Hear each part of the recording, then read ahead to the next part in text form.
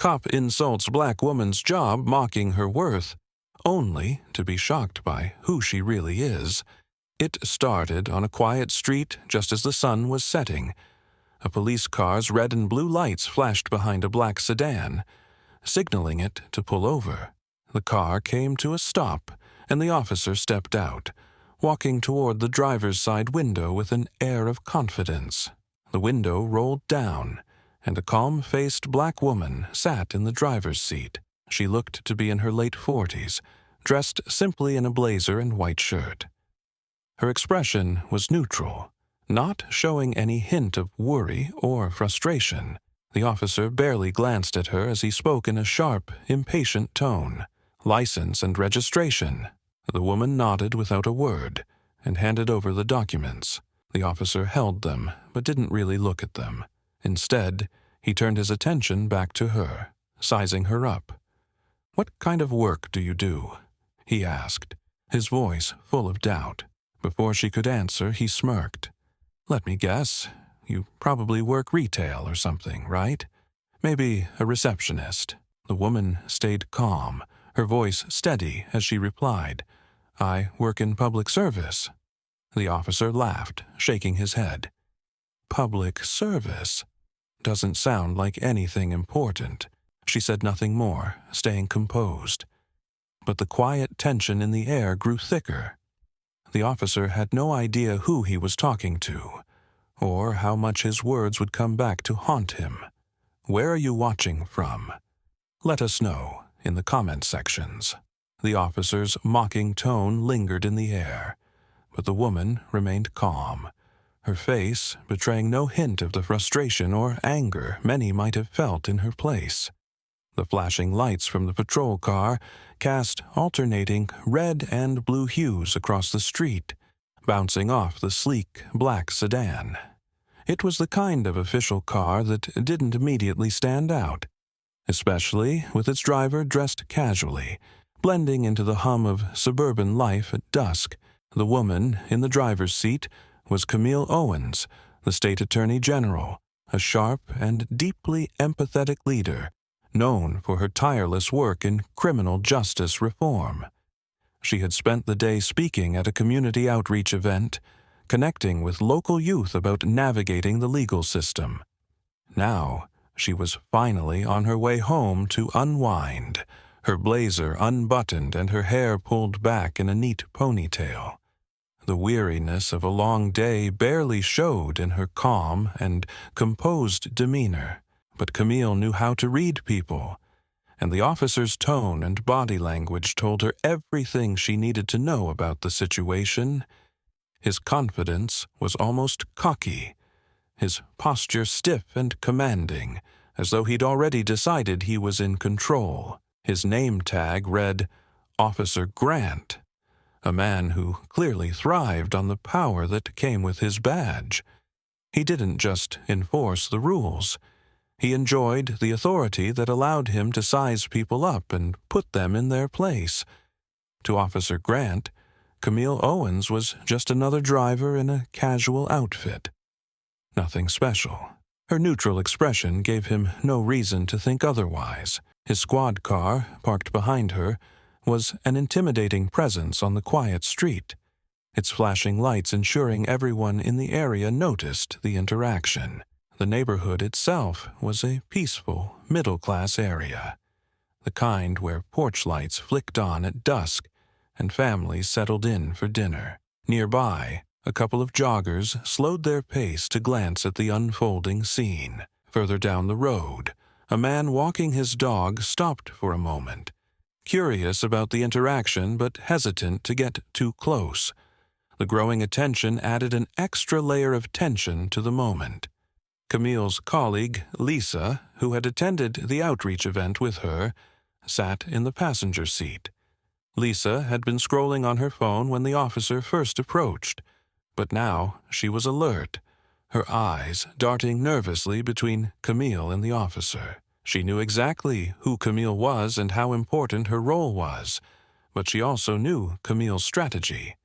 Stay composed, even when facing ignorance or hostility. "Camille," Lisa whispered, her voice low so the officer couldn't hear. "Do you want me to say anything?" Camille shook her head ever so slightly, signaling for Lisa to stay quiet. This wasn't her first time dealing with someone who made assumptions based on her appearance. She understood the importance of letting situations like this unfold naturally, even if it meant holding back her true identity. For now. Meanwhile, Officer Grant was fully immersed in his own assumptions. His dismissive chuckle and patronizing words were not just about the woman in front of him. They were a habit. He was the kind of officer who prided himself on being able to read people. And to him, Camille was easy to figure out. Just another driver, probably someone with a low-income job and not worth treating with respect. He didn't bother to check the badge in her wallet that accompanied her license, nor did he notice the subtle government markings on her car's license plate.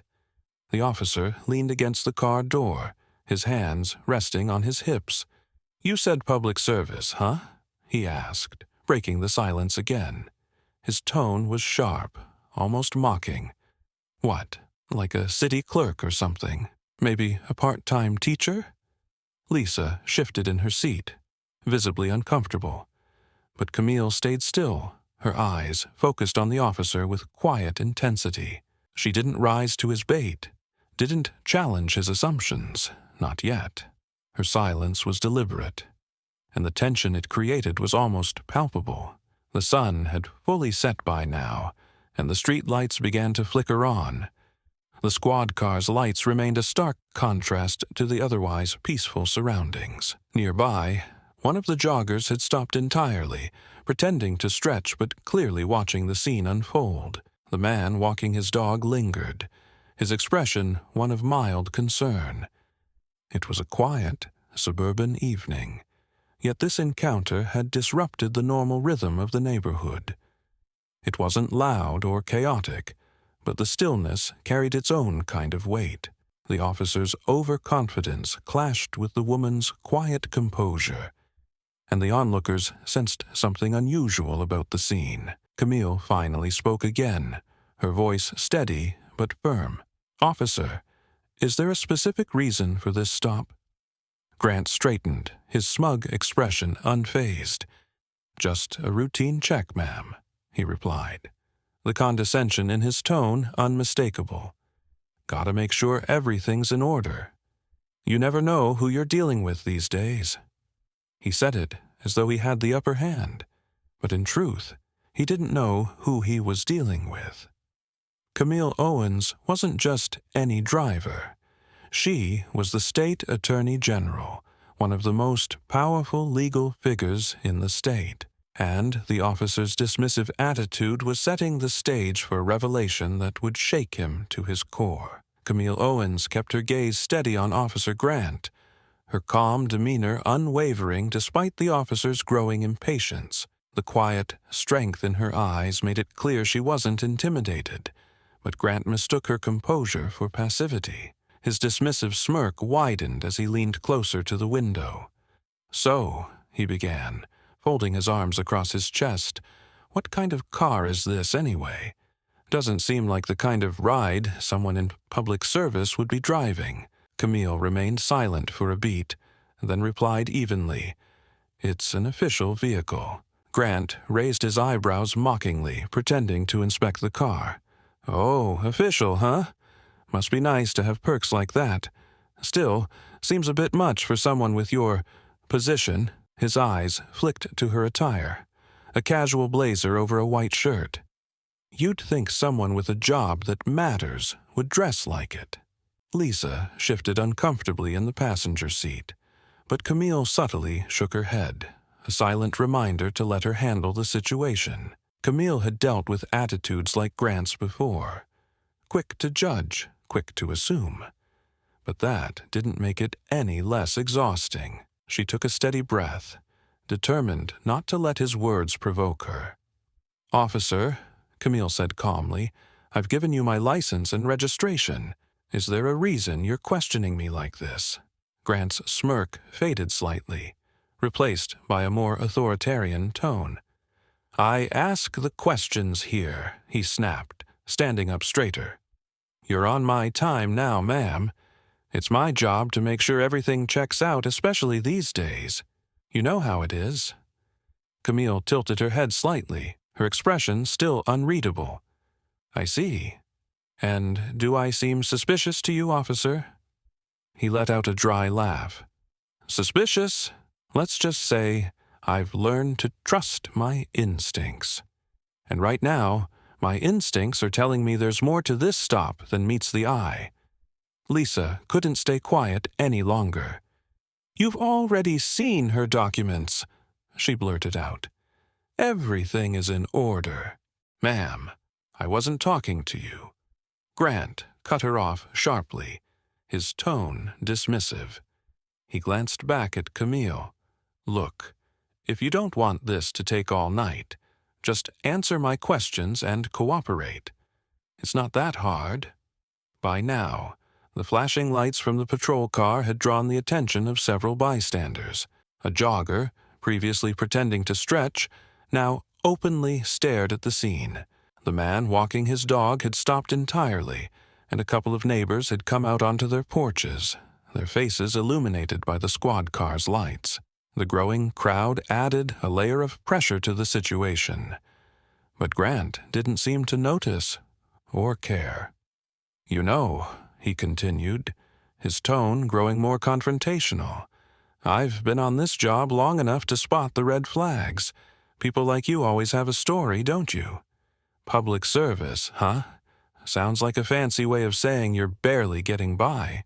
Camille's jaw tightened slightly, but her voice remained steady.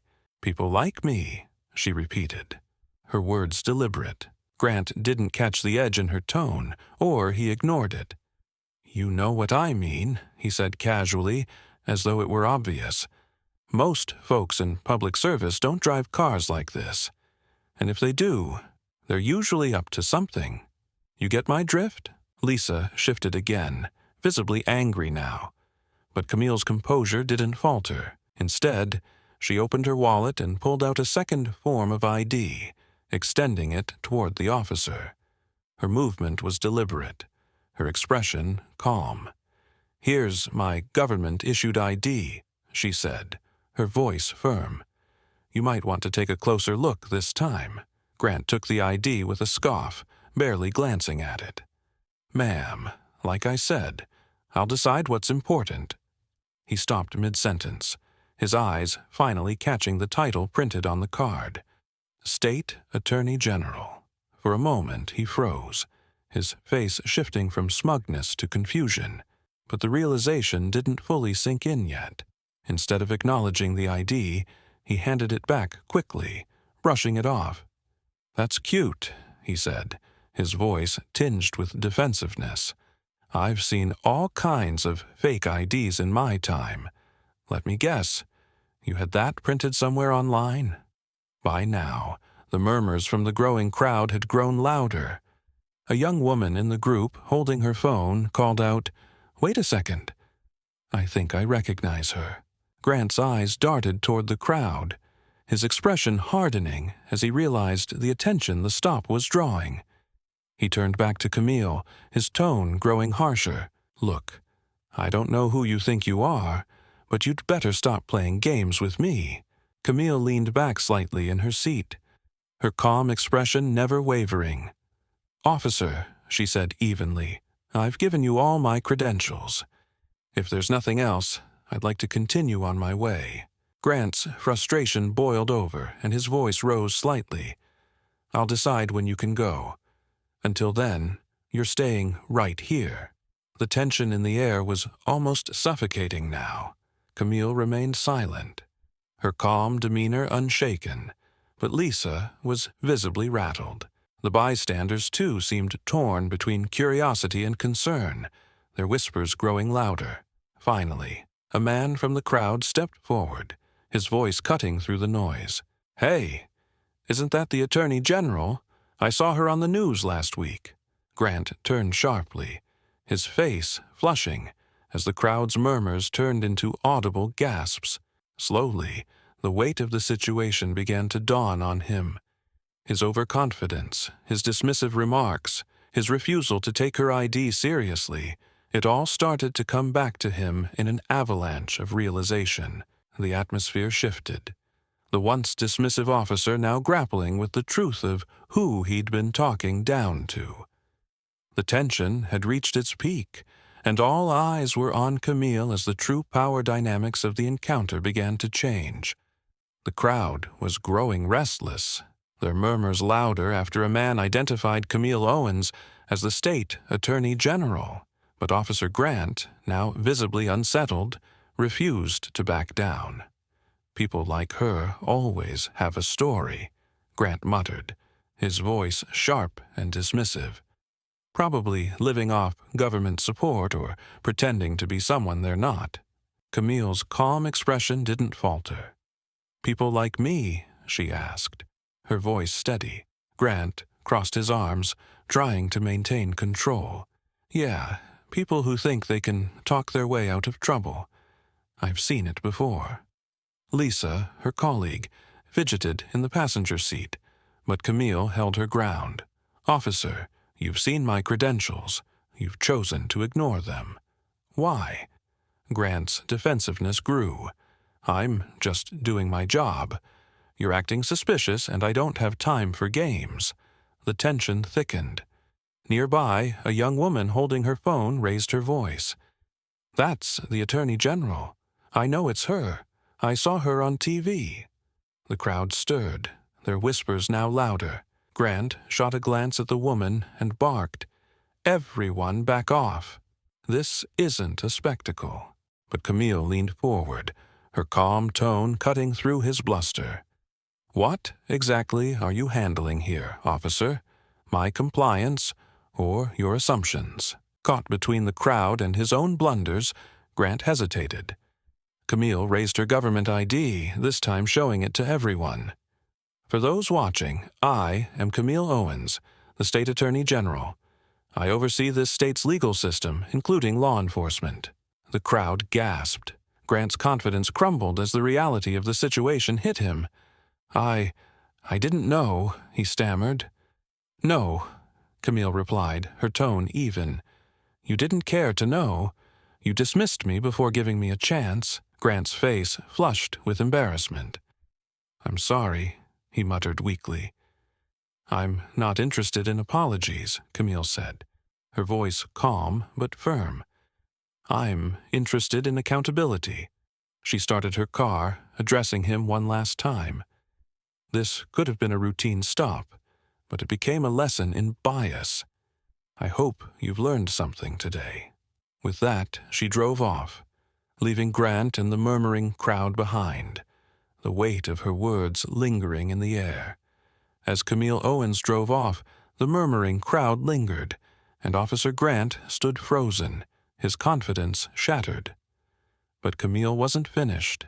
Just a few yards down the street, she pulled her car to the side and stepped out. Her deliberate movements caught everyone's attention, silencing the murmurs. She walked back toward the crowd, composed and resolute, her heels clicking against the pavement. Lisa followed close behind, her expression a mix of concern and admiration. The bystanders watched intently, sensing something significant was about to happen. Officer Grant turned to see Camille approaching, her presence commanding, even in the quiet, suburban setting. His discomfort was obvious. His shoulders hunched slightly, and his earlier smugness was replaced with a defensive unease. Camille stopped a few steps from him, standing tall and unwavering.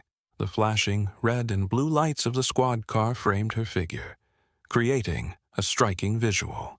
She reached into her pocket and held up her ID again, this time making sure everyone could see it clearly. "For those who are still unsure," she began, her voice calm but firm, "I am Camille Owens, the State Attorney General. My job is to oversee the legal system in this state, including law enforcement." A stunned silence fell over the crowd. Some exchanged wide-eyed glances, others gasped audibly. The weight of her words seemed to hang in the air, pressing down on everyone, especially Grant. Grant's face turned pale, his mouth opening slightly as if to say something, but no words came out. He glanced nervously at the crowd, now looking at him with a mix of judgment and disbelief. Camille continued, her tone even and measured. "I've spent my career working to uphold justice and ensure that every citizen, regardless of who they are, is treated with dignity and respect. That includes situations like this, Officer Grant." Grant's discomfort grew. He shifted his weight from one foot to the other, his earlier authority now completely gone. I didn't realize," he stammered, his voice barely audible. "No, you didn't," Camille said, her calm demeanor unwavering. "You didn't bother to look closely at my credentials or listen to what I had to say.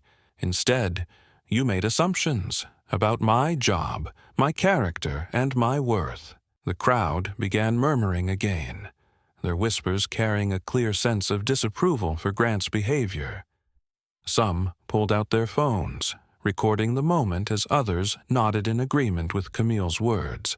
"I can only imagine how this encounter might have gone," Camille continued, her voice growing sharper.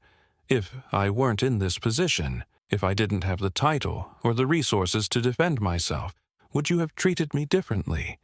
Would you have shown me the respect every citizen deserves?" Grant's eyes dropped to the ground, his discomfort now painfully obvious. "I didn't mean to offend you," he mumbled. Camille raised an eyebrow, her expression both firm and compassionate. "It's not about me, Officer Grant.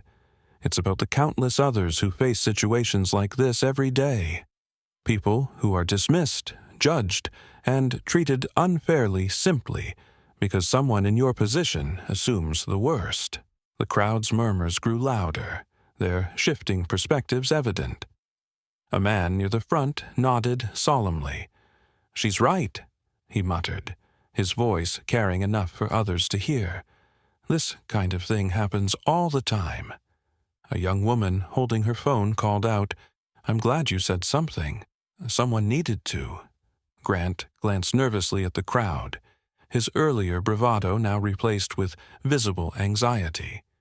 He took a small step back, the realization of his actions finally sinking in. I made a mistake," he admitted, his voice low. Camille nodded, acknowledging his admission but not letting him off the hook. "Mistakes happen," she said, "but what matters is what you learn from them. It's your responsibility to treat everyone you encounter with fairness and respect, regardless of what you think you know about them." The crowd murmured their agreement, and Grant's face flushed with embarrassment. For a moment, he seemed to struggle with whether to speak again, but ultimately he stayed silent, the weight of the moment leaving him without a response. Camille turned to the crowd, her voice carrying an air of authority that commanded attention. "This isn't just about one officer or one incident. It's about a system that allows bias to shape interactions like this. We all have a role to play in challenging these assumptions and holding each other accountable." Her words hung in the air, resonating deeply with those watching. The crowd nodded, their expressions a mix of admiration and reflection. A few clapped softly, their quiet applause growing louder as more joined in. Grant, still standing by his squad car, looked at Camille with a mixture of regret and respect. "I'll do better," he said finally, his voice sincere but subdued. Camille met his gaze, her expression softening slightly. "I hope you will," she replied, "because it's not just about you or me. It's about the trust and fairness our communities deserve." With that, Camille turned and walked back to her car, Lisa trailing behind her. The crowd parted to let her pass, their faces filled with respect and admiration. As Camille started the engine and drove away, the bystanders remained, their conversations now focused on what they had just witnessed. Grant stood alone by his car, his earlier authority now replaced by a quiet humility. The lesson was clear, not just for him, but for everyone who had watched the events unfold. As Camille Owens walked back to her car, Officer Grant stepped forward, his voice low and unsteady. "Attorney General Owens, I want to apologize. I judged you unfairly, and it was wrong. I'm sorry."